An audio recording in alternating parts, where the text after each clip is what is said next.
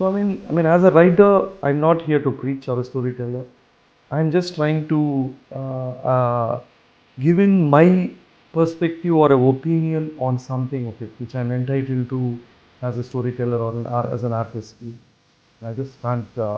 Even if I'm good at something, it doesn't motivate me. The moment I'm good at some job, I always quit and walk out of it. So for me, the challenge of doing something which is unknown or me being an underdog in a task where is something which drives me. So I do practice something called Tantra, which is still part of Hinduism. I think very ancient, which has been abandoned but for various reasons.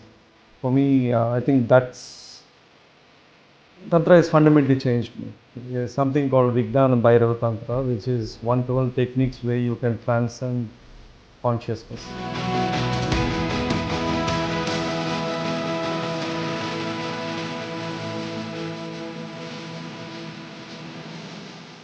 Hello, welcome to Cinema Express. My name is Abhilasha. Today we are in conversation with filmmaker Mahi Raghav. Hello, my sir. Hello, Abhilasha. How are you doing, sir? Good. How are you? I'm good, sir. Thank you. You've mentioned in an Instagram post when you were sharing the first look of Shaitan that crime is not a genre that you're comfortable with. Yet you have made the move with Shaitan. So my question is sort of a two-parter question. So what made you, try your hand at this genre despite your initial discomfort? And two, what is the genesis of Shaitan, so to speak? Where did the first idea of making this show come from? I always pick stories or subjects which I'm alien to. I'm more curious about it. The reason is the making of a film or any story takes quite a time from writing to making it. It takes around 18 months or so. So for me, it is more than what I am good at. I pick something more I'm curious about. So, for example, crime, in this play, in case of Ananda Brahma horror, I don't enjoy horror. I don't watch horror. I don't consider horror comedy as a comedy, but I went on to do a horror comedy. What it gives me when you pick up something which you have no knowledge about or very alien to it, it's against your DNA, against your sensibilities, is you will have to really go exploring something which, exploring, learning, discovering part of it. So, for me, crime drama is by nature, I'm least violent. I don't like bloodshed. Just the idea of violence, human and violence doesn't make sense to me. But again, it exists, and I wanted to give it my own spin, live in the world of crime or a criminal, just trying to see. It's a little bit when you tell stories with empathy, you have that advantage of able to adapt to any world, any character, and give it your own perspective. So, like any other one, this is something an unknown world for me, and it was a discovery and learning for me. And the second part of the question is that Genesis, like I was watching Mindhunter, a show which was on Netflix, I think, and nothing to do with Shaitan at all. But yeah, the thing is, like when I watched all the episodes, one thing was common. The story is about some FBI unit trying to crack a case of through criminals who had already committed it. One common thing for me was that most of the criminals were abused as children, and they had a very violent childhood or a violent past or single mothers, multiple jobs, various things.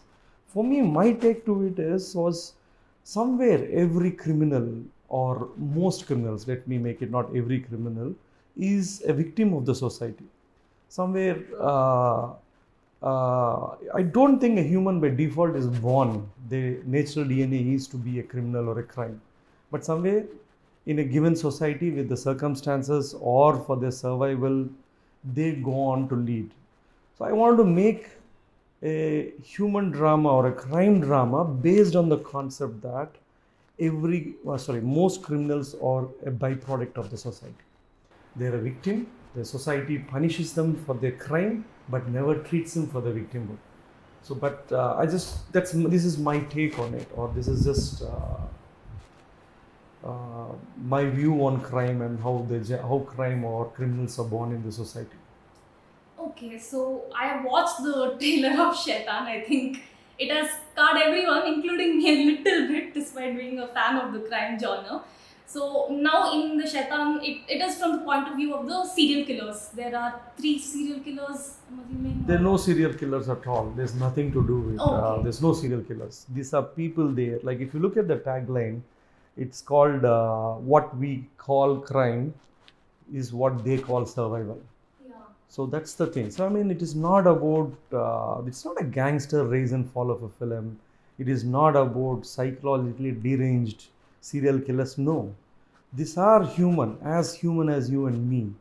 But I mean, they have a different circumstances. They have a different journey, which pushes them to crime and whatever crime.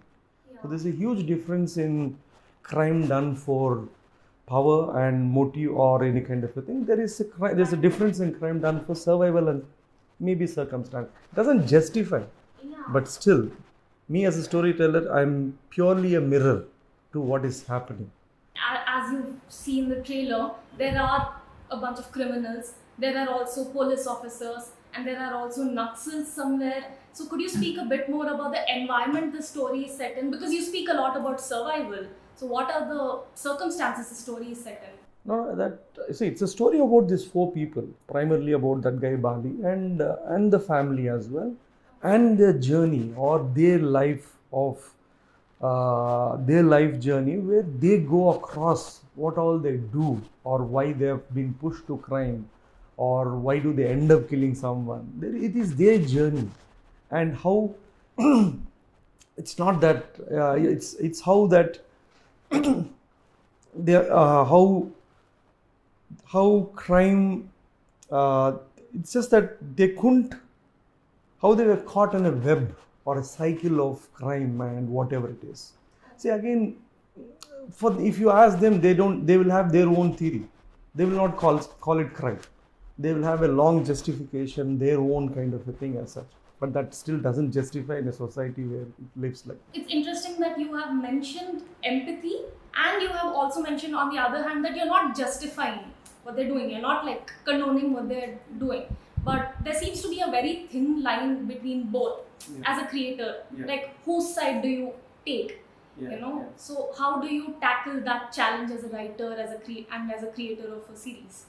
I don't see when I write, I'm non-judgmental, I'm empathetic, and I can't rub off my personal values, moral system if I have any, or any kind of beliefs or onto the world what I taken. I might completely disagree with the path they took it, but I mean, given how I wanted to those characters and what they have gone, that is the version what they have. So I mean, as a writer, I'm not here to preach or a storyteller. I'm just trying to give in my perspective or an opinion on something of it, which I'm entitled to as a storyteller or as an artist. Yeah. So apart from Mindhunter and a bunch of other crime shows, what was the basis of your of this show? Like you mentioned earlier before the interview that you read a lot of news. Yeah. So of course there needs to be some sort of background behind when you even take that journey within the minds of the characters. So could you speak a bit more? To turn around the pages, look around TV, you have crime. It's integral part of the society, an integral part of we waking up. You see someone shopping, someone putting a head in a fridge, or someone.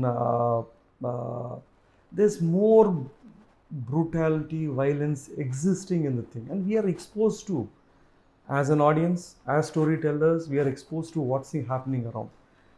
For all the people who are complaining that the violence is so much, I can't understand that. I don't know, unless they're living in a parallel world where there's nothing existing or they're colorblind to what's happening around. I don't know. But as for me, if you look around your news, look around everywhere or your television anywhere, this is nothing. This is too tiny a part to what I've captured in what happens in real. Yeah. But maybe they're complaining about the way it is done. But again, it's an artistic choice of how I wanted to portray it or how I wanted to communicate the story. It's interesting that you mentioned that there's so much violence and there's so much crime in the society, in our newspapers and everywhere. But suddenly when it comes on a show, it becomes a talking point and people seem to ignore it in reality. But it is also a truth that whatever is the cinematic version of gore, the kind say a Quentin Tarantino has popularized through his career, that is there is also a fair amount of dramatization. There is a fair amount of fun involved in making such films and watching such films. There is also an element of voyeurism to consuming crime. So, how do you balance between, say, being realistic and also being dramatic, which is what you have to do? Yes, I mean, if you see how I've choreographed violence or action, it is close to Quentin Tarantino. It's very graphical.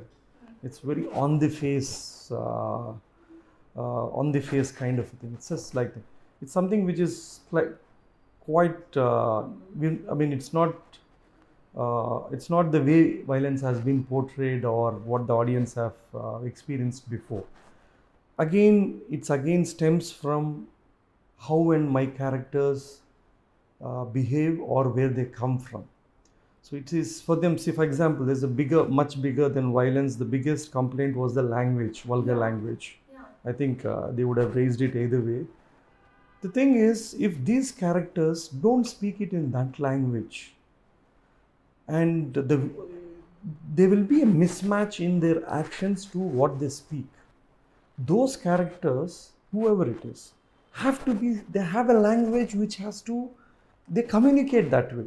I can't have a mismatch. Like, if at all, imagine they doing all that crime and gore with the way we fundamentally speak, with all politeness and kindness or whatever it is. Would it make sense? It won't make sense. So it is integral part, whether it is the physical action, visual part of it, or the dialogue part of it. I am trying to stay true, or I am trying to capture those characters to the as real or core to the possible. So it was essential for me to do it.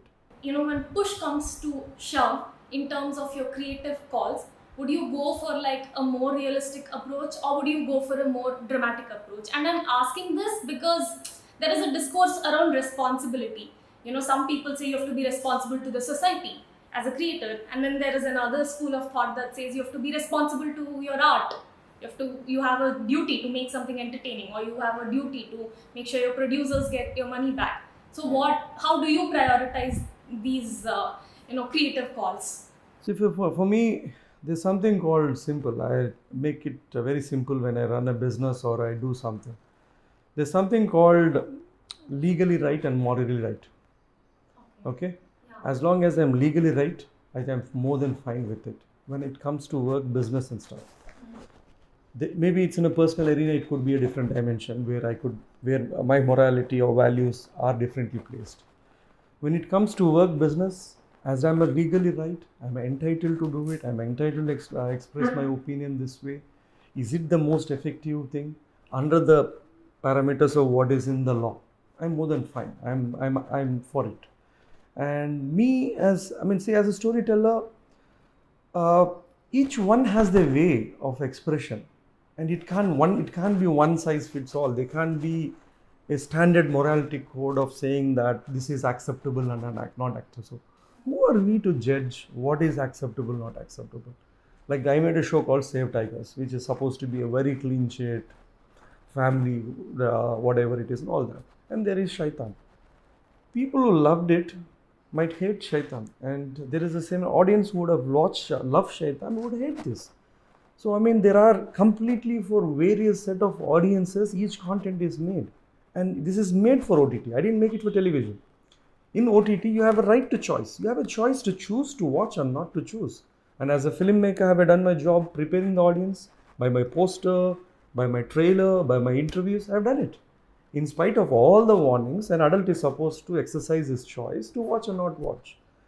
And I think perfectly capable when an adult should be able to do that. So you've mentioned again about Save the Tigers and Shaitan. Even in your filmmaking career, where you've made Anand Brahma, Pathshala and Yatra, they were all different genres, and that is interesting to me because you either have filmmakers who make like this one-size-fit-all family entertainer mass masala films, which is like a mishmash of like comedy, action, romance, or you have filmmakers who stick to one genre, like, or one, two, three genres. But here you have dealt with vastly different genres. And in the start of the interview, you mentioned that curiosity, that novelty, the fact that it's very different from who you are is also playing a role.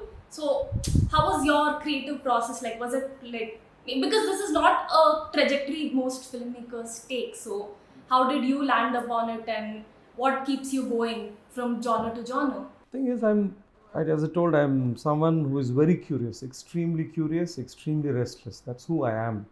And my attention span for anything is very difficult, very small, very the small window. When I'm done, I'm gone. I just can't, even if I'm good at something, it doesn't motivate me. The moment I'm good at some job, I always quit and walked out of it. So for me, the challenge of doing something which is unknown, or me being an underdog in a task where is something which drives me. So crime was something which is unimaginable for me. I wanted to give it a spin and see how do I really in case of it. And it's not intentional. I wanted to do something different. It's not for the sake of audience. It's for my own joy that I pick stories which are varied. And the second part is, I'm not someone. I have a reading difficulty. I've never read a books. I don't read. I don't see. All my stories stem from. See, I mean, most stories stem from education experiences. So that's how most or reading and experiences. In my case, there's something called, I believe there's something called lucid dreaming. There's something called lucid dreaming, and I use it very effectively when I come to telling stories. And art of lucid dreaming is you can pick and choose to pick and go imagine, live in that world. Like for example, Kalidasa never went to Himalayas, it seems, but he was able to even describe the herbs in it. I heard that Vatsayana wrote Kama Sutra and he was a bachelor. I don't think anyone else could have done it better job than the way he went about it. So I think I pick it from that art where I rely more on a format of very lucid or maybe a Zen format of just being a witness to a story, me being just a messenger for a story to be told. So I just even can't own up to the stories I've told, because I mean, it's not being humble, but I don't know. It's like when I write, when I see myself, when I watch it, I don't know where it came from, and I'm grateful, and you just have to go on to be seeking stories. That's all. It's amazing that you mentioned lucid dreaming.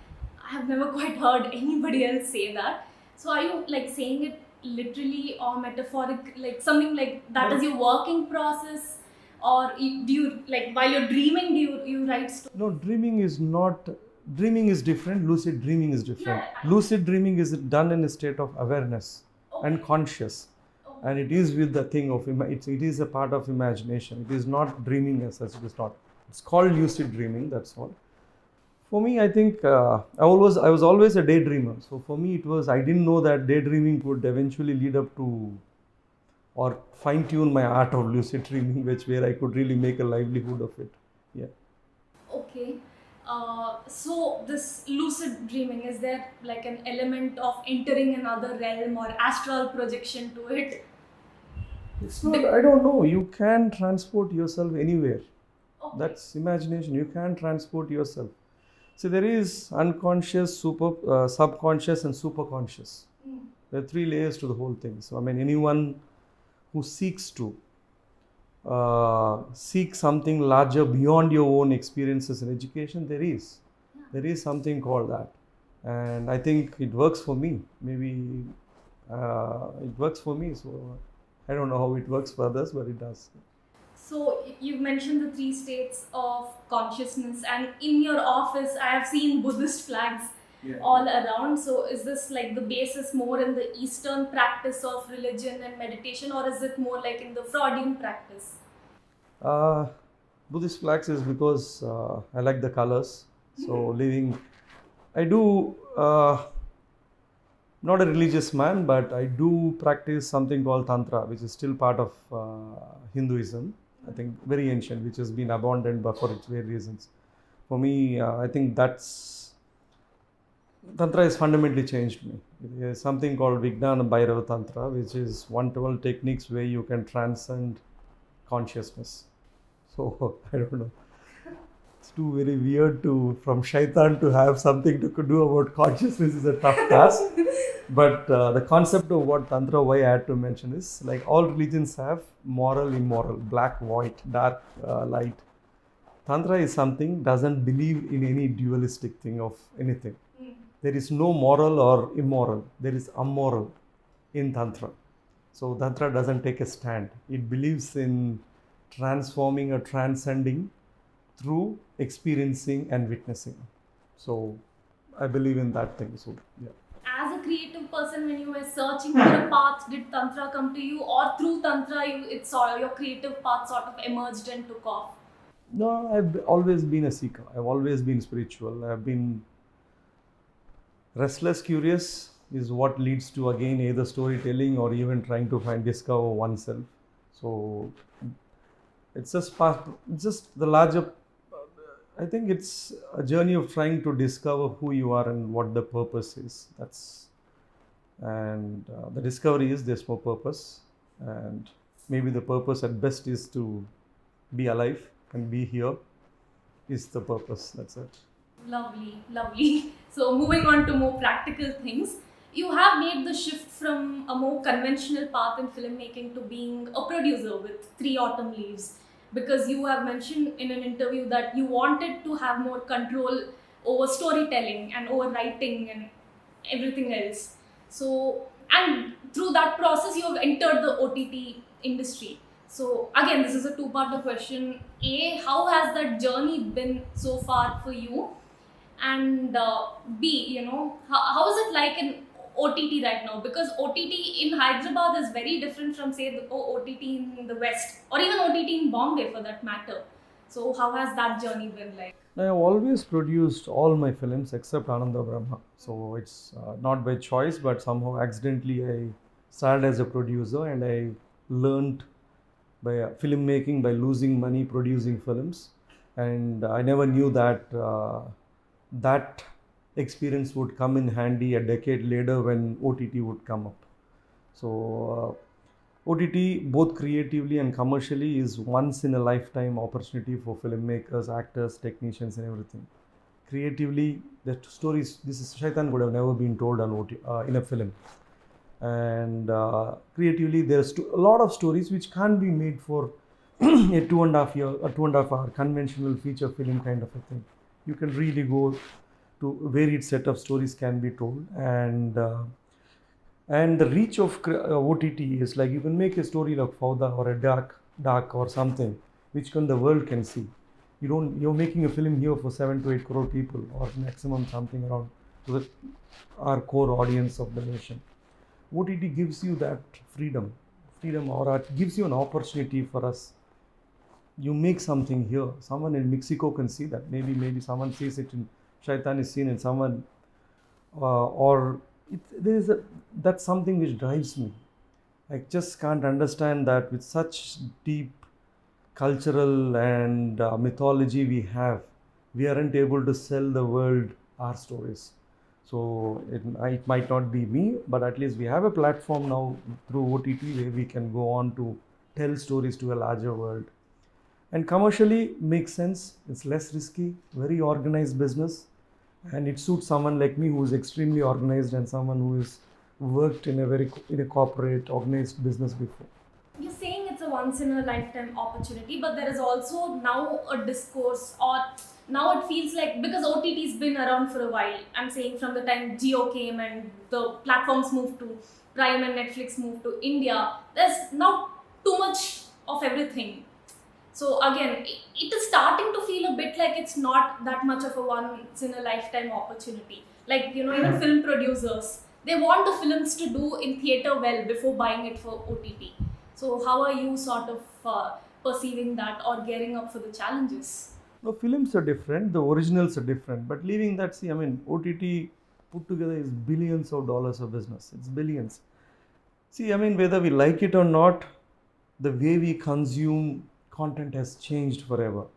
There is a difference in what you see called a theatrical watch movie and a non-theatrical movie. So for various reasons, logistical, economical, various things and everything there. So I mean, OTT is here to stay. There is no choice. There's no choice as such. And there's like any other business, there's always going to be a gold rush at the start of any boom. I think over a period of couple of years, there'll be mergers. They'll eventually few will disappear and what it is. But I think it's like TV, cinema, OTT. They're not competing with each other. They're relying on each other, and I think OTT has really helped the film industry in growing in size in terms of the canvas what we can make has increased. I think we should stop complaining. OTT isn't given free to consumers. They're paying for it still. So they're still paying, watching, and they have a right to say how do they want to watch each content. And I think we should move on with the times. Move on, okay, adapt, accept, adapt. That's the only way to go forward. Lovely perspective. So moving on from OTT to films, this is my last question. So you have mentioned something about making a sequel for Yatra. That's made a lot of news because it's based on the life of Andhra Pradesh Chief Minister Y.S. Jagan. So my question is, now there's a difference between making a biopic on someone who has died, like the story is ended there in some way, and someone whose story is still being story and life is still being written, they're still around, their career is still developing. So of course it's a film that everyone is looking forward to watch, but what are the challenges you are looking at right now making a story on Jagan?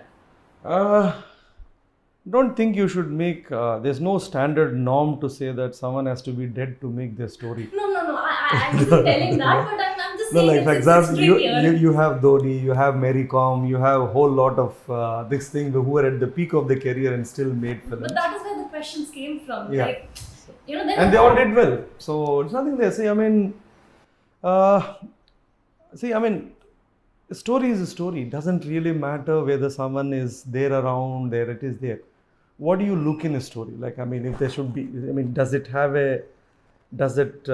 it dramatic enough? Is there if you're doing biopics, is it something in that character or the journey which is aspirational or inspirational? There should be something with it. Normally in a sports or an actor, it's much easier because you can see it unbiased with less hatred. But when it comes to a politician, it becomes very difficult. Either you hate him or you love him. We are divided by default. We have the thing, and I respect it. I mean, that's how we are wired. To love someone, we have to hate someone. So that's fine. That's we don't know. You see, I mean, that's like I said, we can't. By default, see, in general, I've seen it that we don't know the difference between disagreement and disrespect. That's the trouble. We can disagree upon something, but we don't need to disrespect each other. So, but the problem is when we do something like a political film, I keep seeing so much. I never respond to it because I hardly care, or I don't take effort to even explain. It's like each one. I mean, just because you love someone and it doesn't entitle you to hate someone. It's fine. I mean, but anyway, I'm not here to change or preach or anything. Like I said, for me, I see a story. There is a story I'm assuming that there is a story which is, and I think it could be dramatic enough, which will have its own interest for the audience or for the audience beyond who love him. So it has to, I mean, any story has to be universal. You can't pick and choose with your own thing. You can't tell it with the story. You can't tell a character story with your own self love or self whatever pre notions on what it is. I'm still writing it, so I don't know. I'll have to figure. I'm writing it. I think there is a story. And once I figure out if it is dramatic enough and if it can engage the audience and worth all our effort and the money, it will go on. We'll go on to do it. Okay, lovely. On that note, this has been a great interview, sir. Thank you. So much. Thank you, Abhilasha.